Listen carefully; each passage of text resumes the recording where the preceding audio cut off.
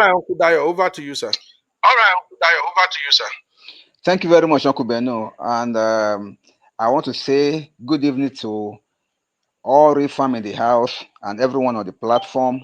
And if you are just joining us, please hit the like button.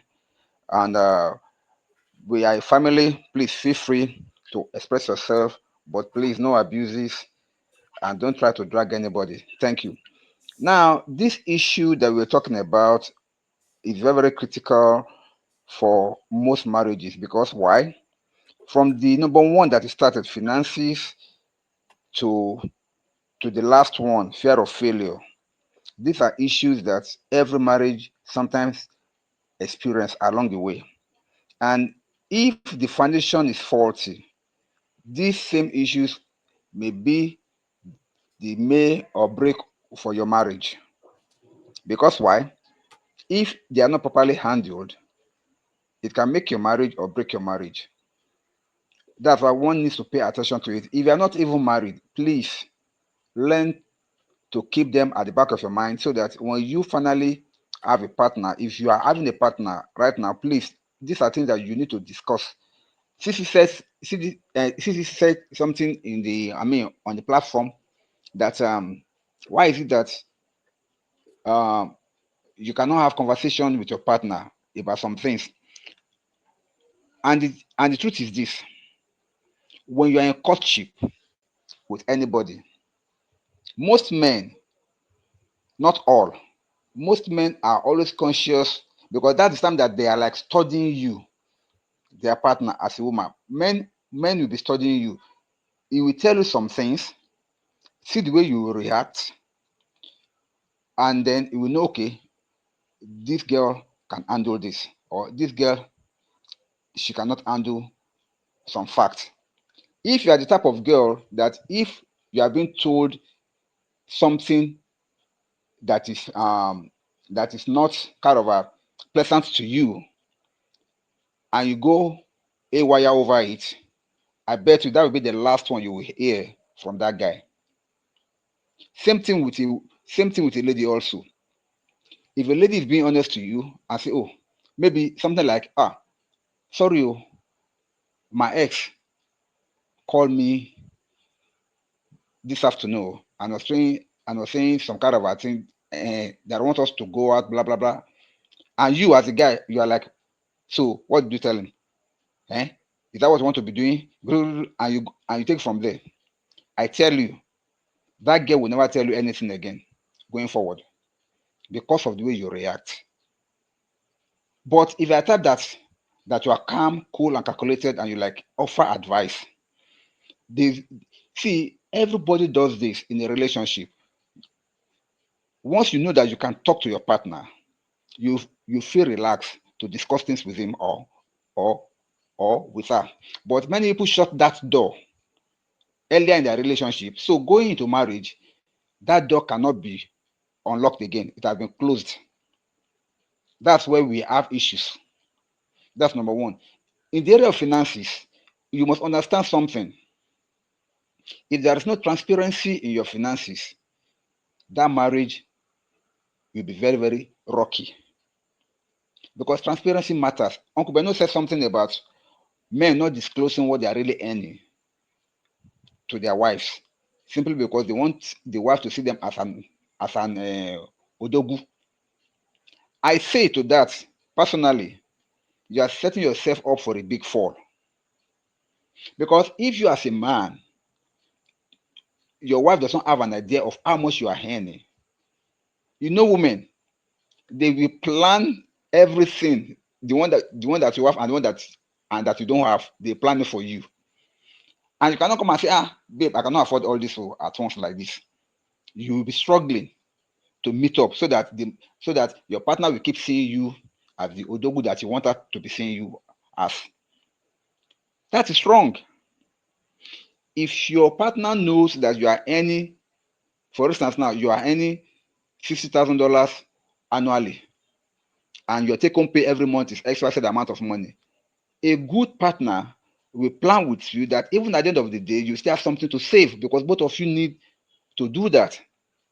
She will not allow her budget to exceed what you can afford. That's a good partner. At the same time, we have some partners that if you tell them that you are earning 100 pounds, for instance, in a month,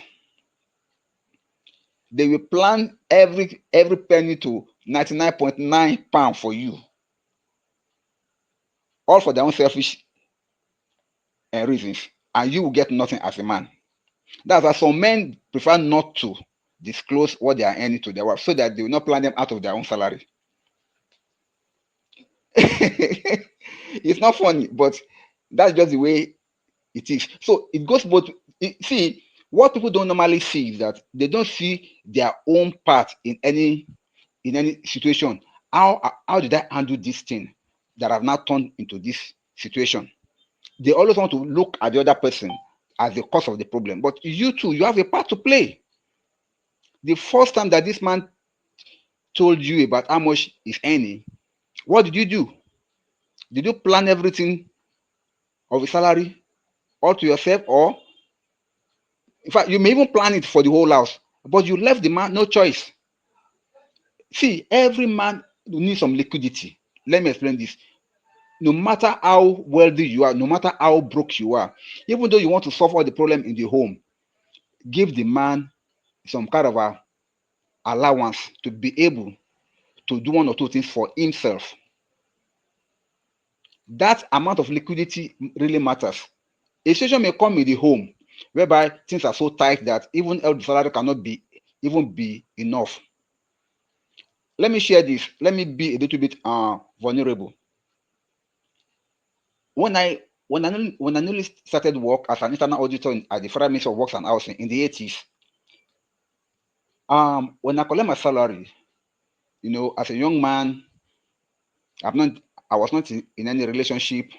I was just planning, give my give my mother some money, share this to the family, and then everything. I realized that I was sharing more outside. I don't really care about myself until my mother called me and said, "Sit down." I just went that day after collect salary. I gave her some money. She now sat me down and said, "I know how much you are earning. You giving me this amount of money. How much is left for you?" I said, "No, mom, don't worry. Don't worry. I'm okay. I will manage. I'm a guy. I know my way around." She said, "No." She cut that money into half and said, "This one, take it and go and buy something for yourself." I never forget that lesson. From that day, anytime I collect salary, if it's ordinary food that I will eat something that will make my soul happy. I will go out and eat something that will make my soul happy before I now use the money for every other thing that I want to use it for. And if I need something that I want to get for myself, I'll go out and get it.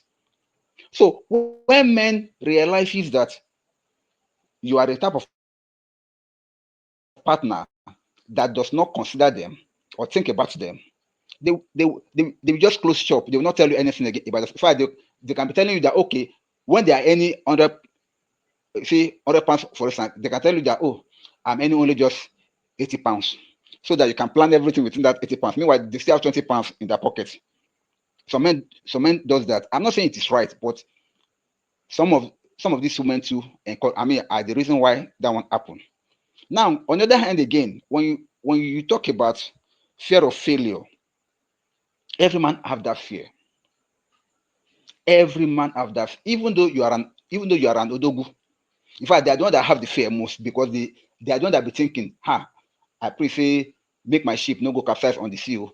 I pray say make my goods make them no go seize am. Oh. Make custom knows. They are always thinking and worried about failures.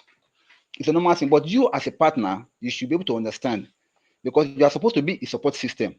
Somebody said in the comment that women are not supposed to be their sidekick. My dear, you are supposed to be your husband's sidekick. Whether I like it or yes, that is the truth. If you really love that man, his well-being should be paramount in your mind because he too is doing the same thing for you. Ordinary looking at ordinary looking at my wife, I can tell something's off. She knows, and she herself just seeing me, she can babe, What's the problem? Something is, we have studied ourselves to that level and we talk. But if you know, if you don't, if you claim that you don't know when when your man is not feeling okay, or maybe when something's not going right with your man, and you are not bothered as a wife, then I question that's your relationship.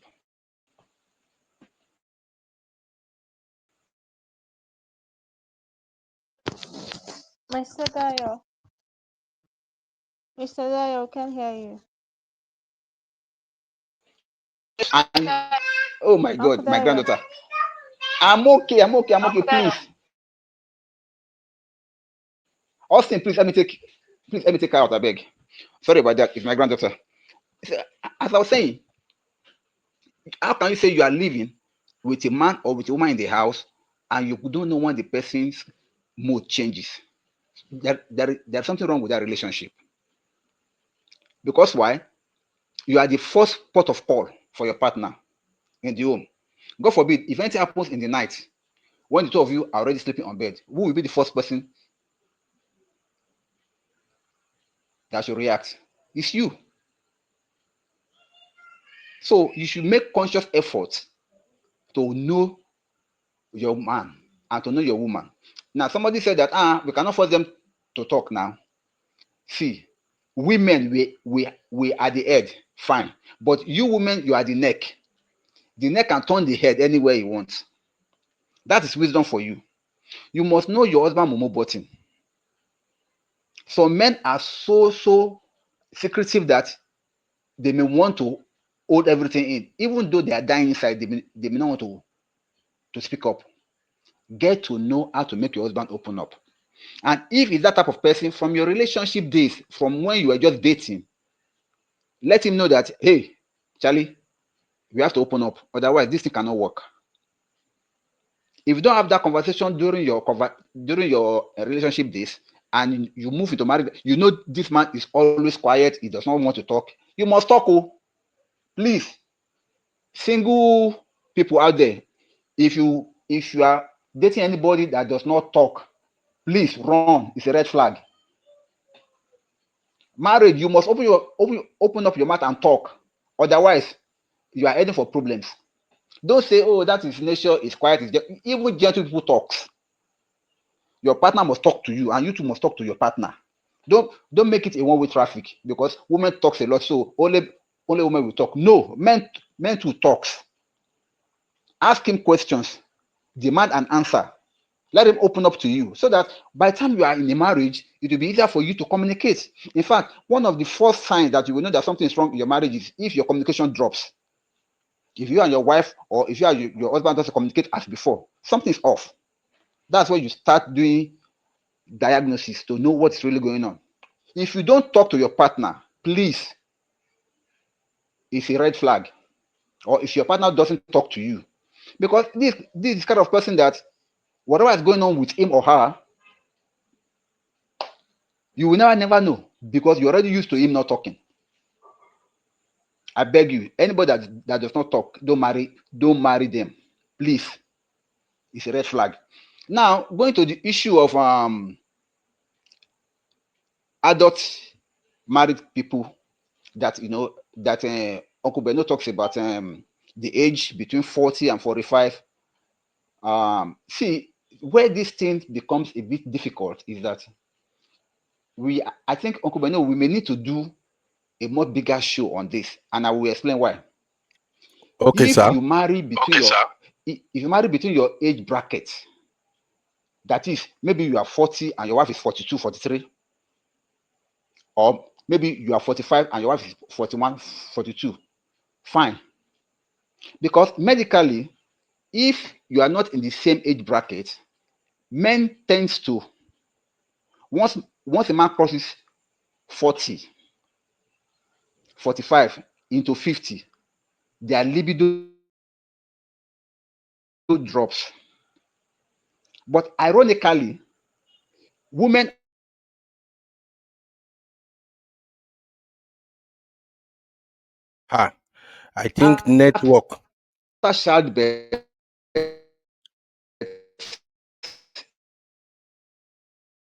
Uncle Dio.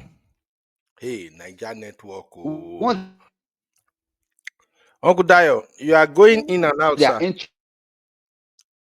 entering 38, 39, that's when their libido will be picking up. It will it will keep picking, and then it now becomes a problem in the home. The next thing that, oh, probably is having a side chick outside, or maybe there's somebody else there. No, it may not always be like that. Age factor matters, but it is better if you are within the age bracket with your husband. So both of you can relate. But if there is a little bit of age disparity, your sexual We orientation may can't be hear you, different sir. at some level, and if you don't communicate. But if you communicate it, Uncle hello, Dio. Okay, we can hear you better now. hello, Yes, we can hear you better now. Uncle Dayo. Yes, sir, I'm here. Okay, we can hear you better now. Okay. Yes, we can hear you so, better now. As I was saying, you need to have this discussion, no matter what, with your partner. When it comes to sexual orientation, let it be known. Oh, if you're having any issues, now one of the things that men don't discuss mostly is if they are having anything that has to do with their manhood.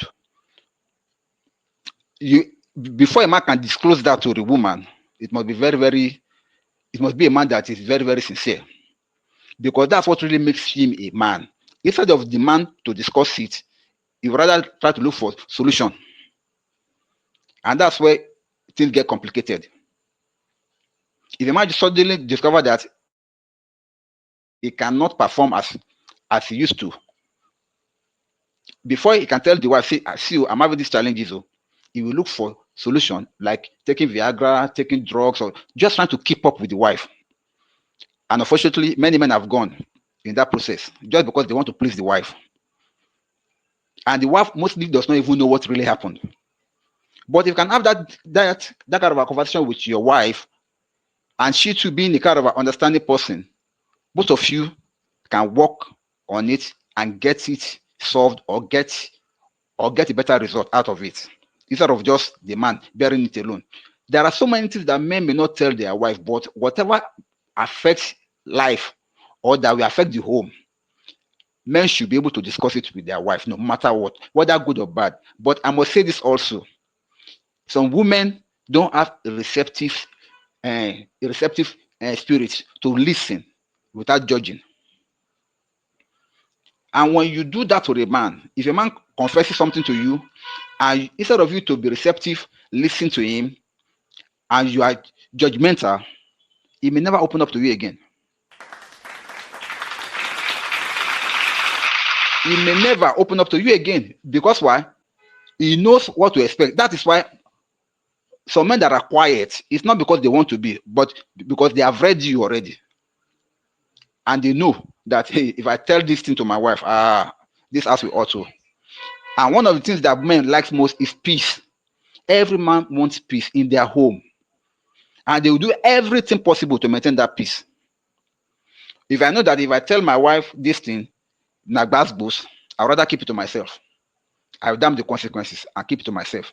But if I know that if I tell this thing to my wife, if I say these things to my wife, she will listen to me. She will not judge me. Even though I was wrong, she will have a way of correcting me without judging me.